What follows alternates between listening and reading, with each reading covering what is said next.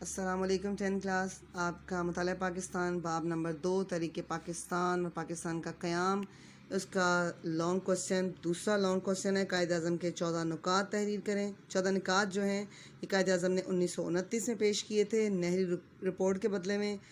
نہرو صاحب نے جو رپورٹ دی تھی ان میں جتنے بھی معاہدے مسلمانوں کے ساتھ کیے گئے تھے وہ انہوں نے توڑ دیے، اور مسلمانوں کے جداگانہ انتخاب کا جو اصول تھا وہ بھی رد کر دیا، اور مسلمانوں کی ہر بات سے انکار کیا. تو مسلمانوں کو جو تحفظات تھے کہ ہمیں کیا کیا ملنا چاہیے یا ہمارے ساتھ کیا کیا ہونا چاہیے، انہوں نے ہر چیز سے انکار کر دیا. تو اس کے جواب میں پھر قائد اعظم نے 1929 میں اپنے 14 نکات پیش کیے. وہ 14 نکات کیا تھے؟ انہوں نے کہا کہ آئندہ آئین وفاقی طرز کا ہوگا جس میں صوبوں کو زیادہ خود مختاری دی جائے گی. یہ آئین کہاں کا؟ ہندوستان مشترکہ بر صغیر کا آئین، اس کے بارے میں بات ہو رہی ہے. پھر کہا گیا کہ تمام صوبوں کو ایک ہی اصول پر داخلی خود مختاری دی جائے گی. یہ نہیں کہ کسی صوبے کو جہاں ہندو زیادہ ہیں تو ان کی خود مختاری زیادہ ہو، جہاں مسلمان زیادہ ہیں ان کو خود مختاری نہ دی جائے. صوبوں میں اقلیتوں کو مناسب نمائندگی دی جائے گی.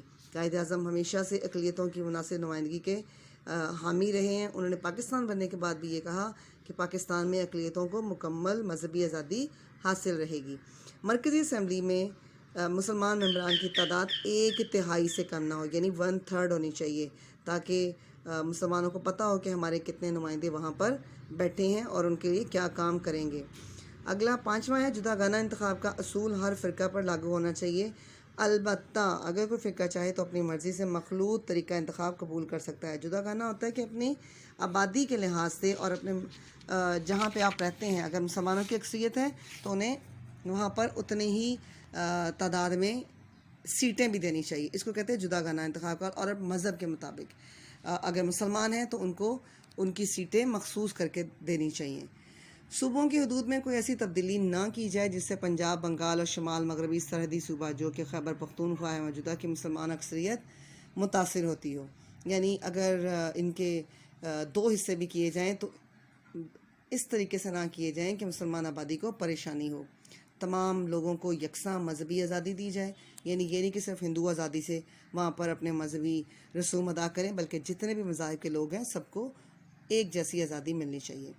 اگر کوئی مسودہ قانون کسی خاص فرقے سے متعلق ہو اور اس فرقے کے 3/4 اراکین اس مسودے کے خلاف رائے دیں تو اسے نامنظور سمجھا جائے. یعنی اگر کوئی قانون پاس کروانا ہے کسی ایک خاص مذہب کے متعلق تو اس کے 3/4 جو ممبرز ہیں وہ اس کے حق میں رائے دیں، ورنہ وہ مسودہ وہ قانون جو ہے وہ لاگو نہیں کیا جائے گا. سندھ کو بمبئی سے الگ کر کے ایک صوبہ بنا دیا جائے کیونکہ کافی بڑا صوبہ تھا، تو یہ کہا گیا کہ ان دونوں کو الگ کر دیا جائے. بلوچستان اور شمال مغربی سرحدی صوبہ میں دیگر صوبوں کی مانند اصلاحات نافذ کی جائیں. یعنی یہ تھوڑا سائیڈ پہ ہٹ کے تھے تو ان میں کوئی اصلاحات نہیں تھی، یہ بہت بیکورڈ تھے، تو قائد اعظم نے کہا کہ ان میں بھی اصلاحات نافذ کریں. سرکاری ملازمتوں میں مسلمانوں کو ان کی اہلیت اور تناسب کے لحاظ سے حصہ دیا جائے. یعنی نہ صرف یہ کہ ان کی اہلیت دیکھی جائے کہ ان کے پاس ڈگری کون سی ہے، ان کی قابلیت کیا ہے، بلکہ ان کے لیے خاص تناسب بھی رکھا جائے کہ اتنے مسلمانوں کو یہاں پر ہم سرکاری ملازمتیں دیں گے. مسلمانوں کو مذہبی اور ثقافتی تحفظ دیا جائے، جو کہ ابھی بھی موجودہ جو ہندوستان ہے وہاں بھی مسلمانوں کو یہ تحفظ حاصل نہیں ہے. صوبائی اور مرکزی وزارتوں میں مسلمانوں کو کم از کم 1/3 نمائندگی دی جائے. یعنی تمام وزارتیں جتنی بھی ہوں گی صوبوں میں ہوں گی یا مرکز میں ہوں گی، فیڈرل میں ہوں گی، مسلمانوں کو 1/3 ان کی جو نمائندگی دی جائے. یعنی اتنے لوگوں کو مسلمانوں کو وہاں صوبوں میں اور وفاقی وزارتوں میں، مرکزی وزارتوں میں حصہ دیا جائے. آئین میں صوبوں کی مرضی کے بغیر کوئی تبدیلی نہ کی جائے. یعنی آئین میں تبدیلیاں کرتے رہتے ہیں لوگ، ہمارے یہاں بھی ہوتی ہیں، پہلے بھی ہوتی تھی، لیکن قائد اعظم نے کہا کہ اس میں صوبوں کی مرضی بھی شامل کی جائے. صرف اپنی مرضی سے وفاق جو ہے وہ اس میں تبدیلی نہ کر دیں. ویسے تو آپ نے یہ صرف 14 پوائنٹ ہی یاد کرنے، لیکن آخری اس کا جو پیراگراف ہے 2 لائن کا کہ قائد اعظم محمد علی جناح کے 14 نکات کا تجزیہ کیا جائے، تو یہ کہنا بے جا نہ ہوگا کہ قائد اعظم محمد علی جناح نے نہ صرف مسلمانوں کے سیاسی حقوق کی ترجمانی کی بلکہ ہندوستان میں دستوری اصلاحات کا بنیادی ڈھانچہ بھی مہیا کر دیا.